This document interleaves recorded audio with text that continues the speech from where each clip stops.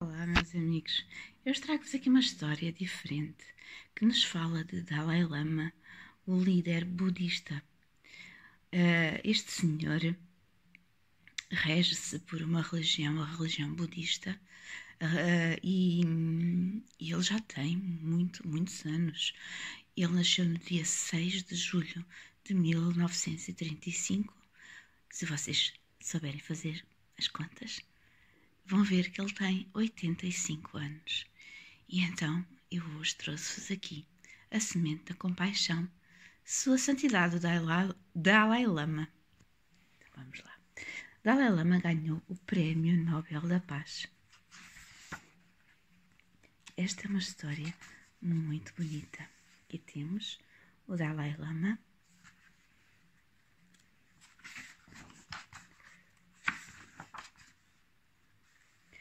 Nasci em Taktser, na província de Ando, no nordeste do Tibete. Uma região de montanhas altas e riachos de águas cristalinas, onde o céu é azul e há muitos animais. Cães, mastins, ovelhas, cavalos, iaques, escorpiões, galinhas e vacas.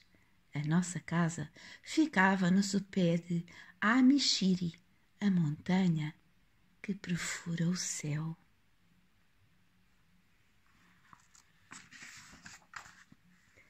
Éramos uma família de agricultores. O meu pai passava os dias a tratar dos cavalos, que depois vendia. Eu ficava em casa com a minha mãe e ajudava com as suas tarefas. Cultivávamos cevada, trigo serrano, sarraceno e batatas, mas essas não eram as únicas sementes que plantávamos. Era eu muito pequeno e já a minha mãe plantara em mim a semente da compaixão, com o seu bom exemplo. O amor era o meu alimento.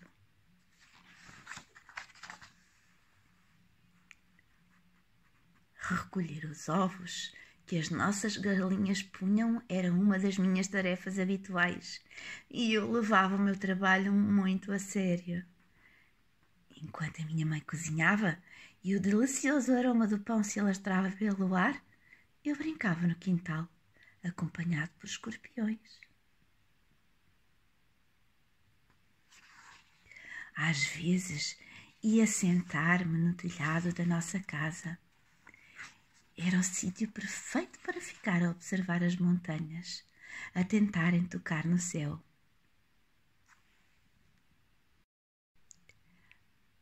Era o sítio perfeito para ficar a observar as montanhas a tocarem no céu. Punha-me a imaginar o que os rapazes mais velhos estariam a fazer enquanto acompanhavam os seus pais no pastoreio. Mal podia esperar para ser crescido o suficiente para fazer o mesmo. O meu outro poleiro preferido era aos ombros da minha mãe. Lá de cima,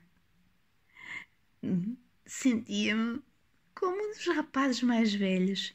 Ficava mais alto até do que o meu pai. E andar de um lado para o outro era fácil. Quando queria virar à esquerda, bastava-me puxar a orelha esquerda da minha mãe. Para virar à direita, puxava-lhe a orelha direita. E se ela não compreendesse as minhas instruções ou optasse por ignorá-las, eu balançava as minhas pernas. Embora a minha mãe não me pudesse ensinar a ler e a escrever, aprendi tanto com ela. Eu fazia muitas martices, mas ela tratava-me sempre com bondade. Acho que por vezes pode ter sido demasiado paciente. Eu era um pouco mimado, mas era a sua natureza. Ela era assim com todas as pessoas. Houve um ano em que a fome atingiu aquela região. Muitas famílias não tinham comida suficiente. A minha mãe deu a comida que tínhamos armazenado aos nossos vizinhos e a todos os necessitados. Assim, cuidou da semente da mais importante das lições, ao mostrar como se pratica a compaixão.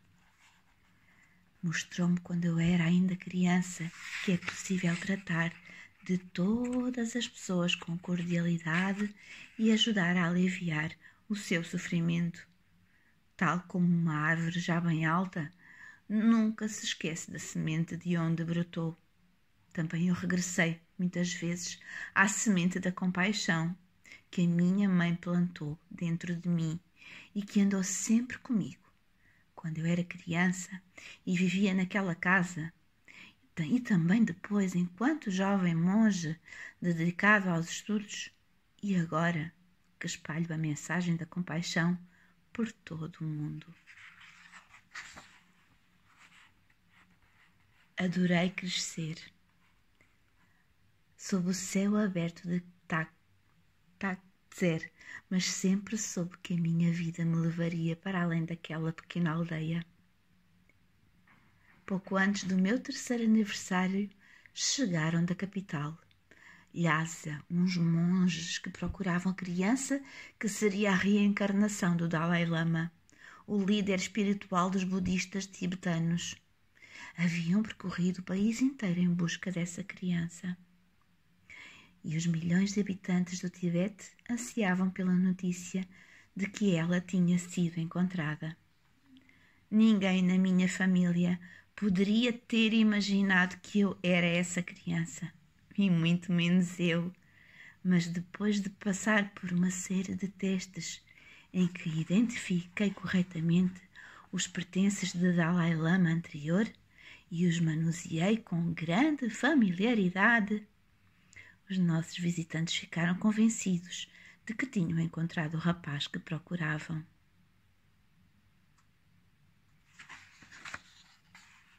Foi assim que, aos 4 anos, segui para Lhasa, numa expedição que serpenteou pelas montanhas ao longo de 3 meses.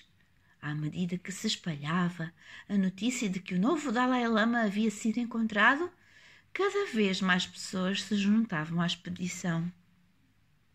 Fiz a viagem num lindo palanquim, na companhia do meu irmão.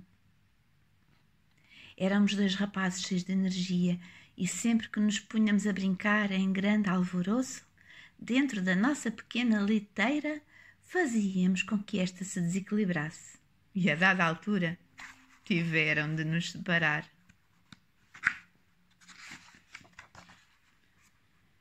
Em Lhasa, depois de completar 6 anos, iniciei os estudos. Os meus dias eram passados em aulas. No pouco tempo livre de que dispunha, adorava investigar o funcionamento das coisas.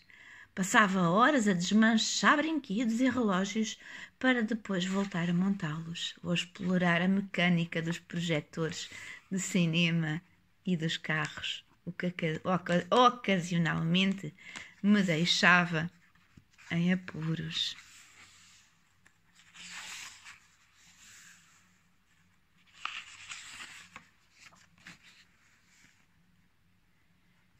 Ao longo do meu percurso para me tornar um monge, estudei muitas disciplinas, tal como história, filosofia budista, lógica e raciocínio, metafísica, poesia, medicina, tibetano e sânscrito, um tema de que eu gostava em particular.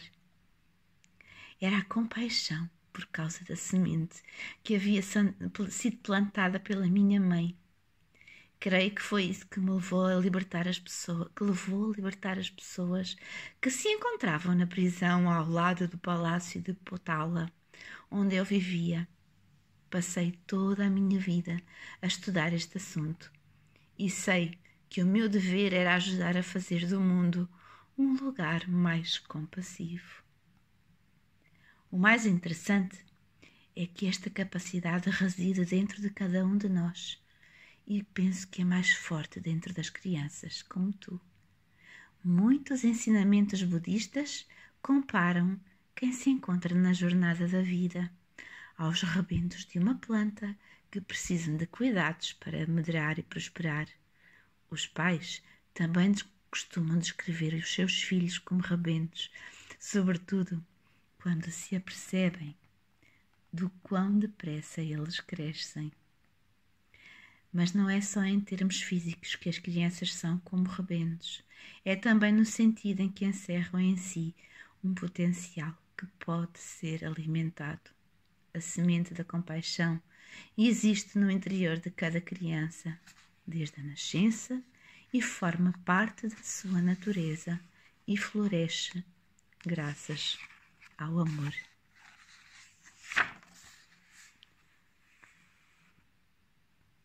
Se pensarmos bem, nós seres humanos não somos assim tão impressionantes no que aos 5 sentidos diz respeito. O elefante possui uma tromba comprida e consegue captar cheiros ténues a distâncias muito maiores do que nós. A lebre pode virar as suas grandes orelhas para a frente e para trás para captar sons que nos passariam despercebidos.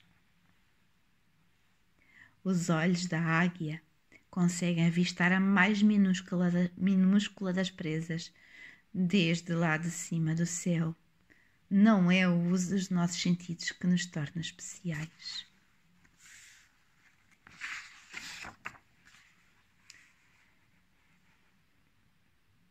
No entanto, apenas os seres humanos possuem a capacidade, com a disciplina e esforço de treinar a mente.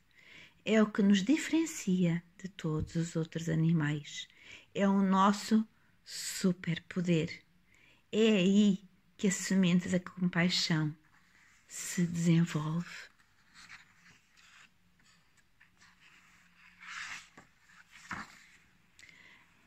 Pensa nisto.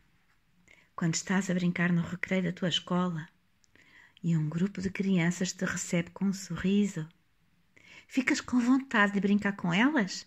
Ou preferes brincar com alguém que te cumprimenta com um jogar? É claro que queres ir brincar com quem te acolheu, com um sorriso genuíno, pois já és capaz de ver a compaixão genuína nos outros. Da autoconfiança cresce a compaixão e da compaixão floresce a força. Contudo, são muitas vezes em que o mundo dá importância aos bens materiais e nos incentiva a sermos competitivos em relação aos outros. O mundo material baseia-se apenas nos 5 sentidos. A compaixão baseia-se na mente, a parte de nós que é exclusiva aos seres humanos. É onde se pode crescer com mais força. Contudo, são muitas as vezes em que o mundo dá importância aos bens materiais e nos incentiva a sermos competitivos em relação aos outros. O mundo material baseia-se apenas nos 5 sentidos. A compaixão baseia-se na mente, a parte de nós que é exclusiva aos seres humanos. É onde se pode crescer com mais força e o que nos permite criar algo positivo no mundo. Isto porque a compaixão não é um sinal de fraqueza, mas uma marca de força. Quando abordamos alguém de braços abertos, essa pessoa consegue sentir a nossa cordialidade. Agir deste modo só traz mais alegria a nós e aos outros. Há muitas formas simples de trazer mais felicidade ao mundo.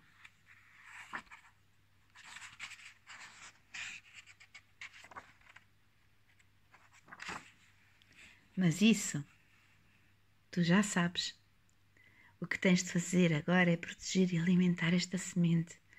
Quando alguém discordar de ti, ao invés de pensares que essa pessoa está errada, deves perguntar: por que será que pensa dessa forma?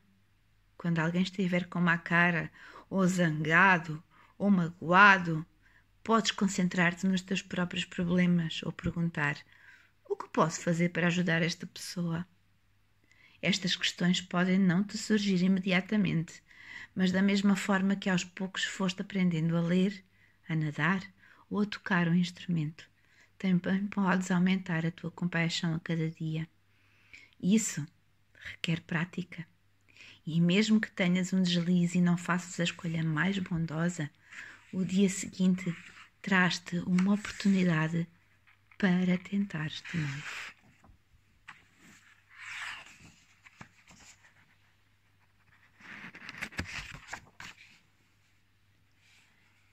Tenho muitas responsabilidades na vida.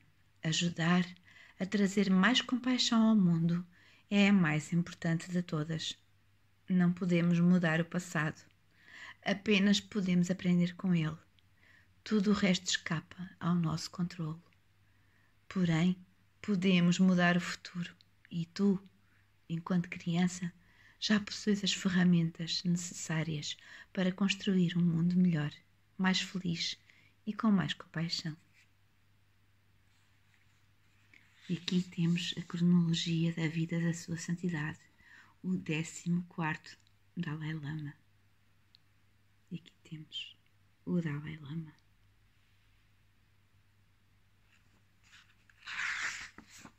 Vitória, Vitória.